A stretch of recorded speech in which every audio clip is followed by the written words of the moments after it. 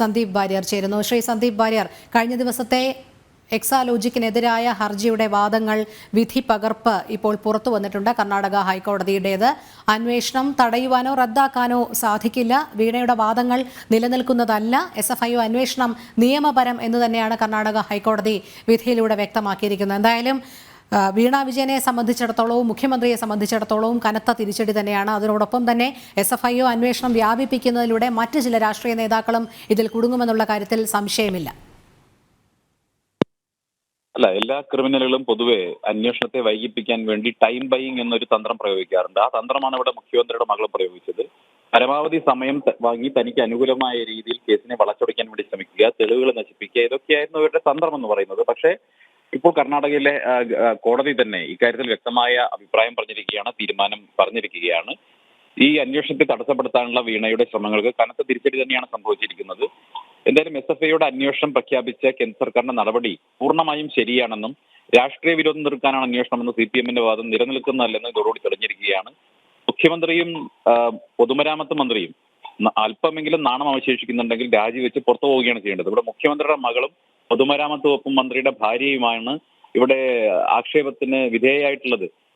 കേവലം ആക്ഷേപം മാത്രമല്ല, ഇന്ററിം സെറ്റിൽമെന്റ് ബോർഡ് എന്ന ഒരു ക്വാഷി ജുഡീഷ്യൽ കമ്മിറ്റിയുടെ ഇന്ററിം റിപ്പോർട്ടിൽ തന്നെ മുഖ്യമന്ത്രിയുടെ പേര് പറഞ്ഞുകൊണ്ടാണ് മുഖ്യമന്ത്രിക്ക് വേണ്ടിയാണ് മകൾക്ക് പണം കിട്ടിയിട്ടുള്ളത് എന്ന് വ്യക്തമാണ്.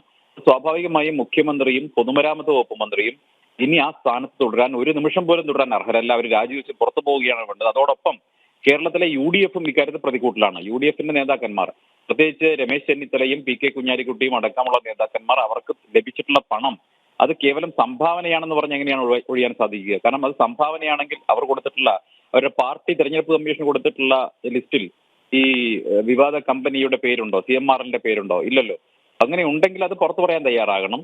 ഇവിടെ UDF നേതാക്കന്മാരും ഇതിന് മറുപടി പറയേണ്ടി വരും, LDF നേതാക്കന്മാരും മറുപടി പറയേണ്ടി വരും. ഇവിടെ വലിയൊരു അന്തർധാര ഇവർ തമ്മിലുണ്ട്. അതുകൊണ്ട് തന്നെയാണ് VD സതീശനൊക്കെ ഇക്കാര്യം പറയുന്ന സമയത്ത് കുറച്ച് മൃദുവായി പറയുന്നത്. കോൺഗ്രസിൽ നിന്ന് മാത്യു അല്ലാതെ മറ്റാരും ഇക്കാര്യം പറയുന്നില്ലല്ലോ. ഇവിടെ പിണറായി വിജയനും മുഹമ്മദ് റിയാസും ഉടനടി തലസ്ഥാനങ്ങൾ രാജിവെക്കണം. അതല്ലെങ്കിൽ CPM അവരെ പിടിച്ച് പുറത്താക്കാൻ തയ്യാറാകണം. CPMന്റെ താഴെത്തട്ടുള്ള അണികൾക്ക് ഇക്കാര്യത്തിൽ വലിയ പ്രതിഷേധമുണ്ട്. ഇവിടെ പിണറായി വിജയനെ ഭയക്കുന്ന CPMലെ നേതൃത്വത്തിലിരിക്കുന്ന ആളുകൾക്ക് മാത്രമാണ് ഇത് പുറത്തു പറയാൻ മടിയുള്ളത്. CPM ഇനി എന്ത് പറഞ്ഞിട്ടാണ് ന്യായീകരിക്കുക? ഇവിടെ കോടിയേരി ബാലകൃഷ്ണന്റെ മക്കളുടെ കാര്യം വന്ന സമയത്ത് മറ്റൊരു നീതിയും, പിണറായിയുടെ മകളുടെ കാര്യം വരുന്ന സമയത്ത് മറ്റൊരു നീതിയും എന്നുള്ളത് എങ്ങനെയാണ് ശരിയാവുക? അത് സ്വാഭാവികമായിട്ടും ജനങ്ങൾ ഇതൊക്കെ കാണുകയല്ലേ. കോടിയേരിയുടെ മൃതദേഹത്തോട് ഇവർ കാണിച്ച അനാദരവ് തൊട്ട് അവരുടെ മക്കളോട് കാണിച്ചിട്ടുള്ള വിവേചനം അടക്കമുള്ള കാര്യങ്ങൾ ഇപ്പൊ ചർച്ച ചെയ്തു വരികയാണ് CPMനകത്ത്. ഇവിടെ പിണറായി വിജയനും കുടുംബത്തിനും എന്ത് തോന്നിവാസവുമാകാം, ഭരിക്കുമ്പോൾ എന്ത് അഴിമതിയും കാണിക്കാം, ആരും ഒന്നും ചോദിക്കാൻ പാടില്ല എന്ന നയമാണുള്ളത്. അവർ രാജിവെച്ച് പുറത്തു പോകേണ്ട സമയം അതിക്രമിച്ചിരിക്കുകയാണ്. വളരെ നന്ദി ശ്രീ സന്ദീപ് വാര്യർ പ്രതികരിച്ചതിന്.